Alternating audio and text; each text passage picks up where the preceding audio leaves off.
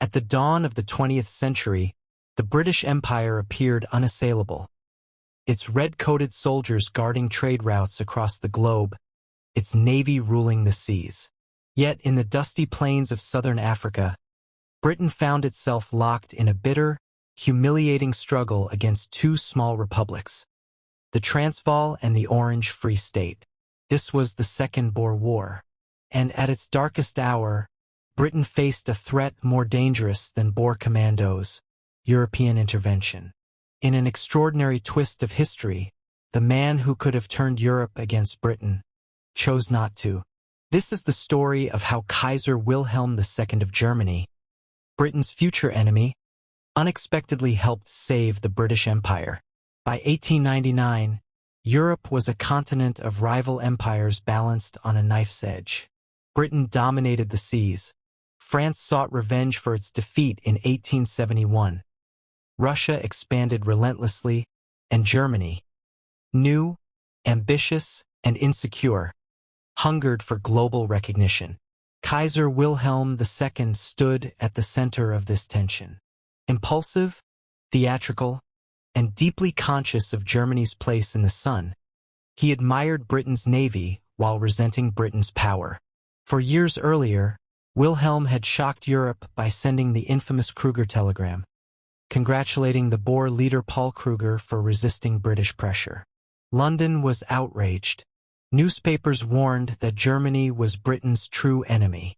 So when war broke out in South Africa in October 1899, many feared that Germany, and perhaps France or Russia, might seize the moment to strike. The war began disastrously for Britain. In December 1899, British forces suffered 3 crushing defeats in a single week: Stormberg, Magersfontein, and Colenso. The press called it Black Week. Across Europe, observers watched with fascination. The mighty British army was being outmaneuvered by farmers on horseback. In Paris and St. Petersburg, politicians whispered about diplomatic pressure or even intervention. Despite his bluster, the Kaiser understood a hard truth. Germany was not ready for war with Britain. The Royal Navy still dwarfed the German fleet. A confrontation could isolate Germany and drive Britain into permanent alliance with France and Russia. So Wilhelm made a calculated decision. He restrained his diplomats. He blocked proposals for a European coalition against Britain. He refused to repeat the reckless symbolism of the Kruger telegram. Behind closed doors, Germany signaled neutrality. In doing so, Wilhelm denied Britain's enemies the unity they needed. Germany's restraint changed everything. France hesitated without German leadership. Russia, focused on Asia, stayed quiet. Even smaller powers backed away. Britain was spared a continental crisis. Instead of fighting a world war in 1900, Britain faced only the Boers, and that was a fight it could still win. Reinforcements poured into South Africa. Commanders were replaced. Brutal counterinsurgency followed, including scorched earth tactics and concentration camps. The war dragged on, but Britain was never attacked elsewhere. The empire survived its moment of greatest vulnerability. Why did the Kaiser choose restraint?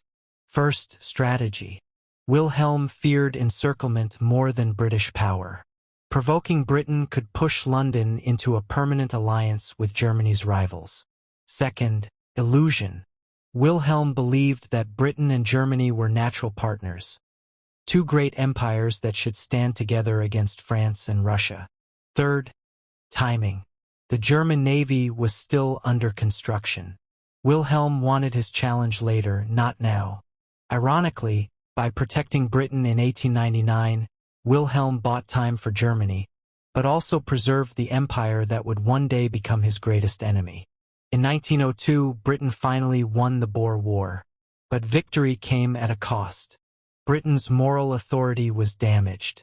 Its military weaknesses were exposed.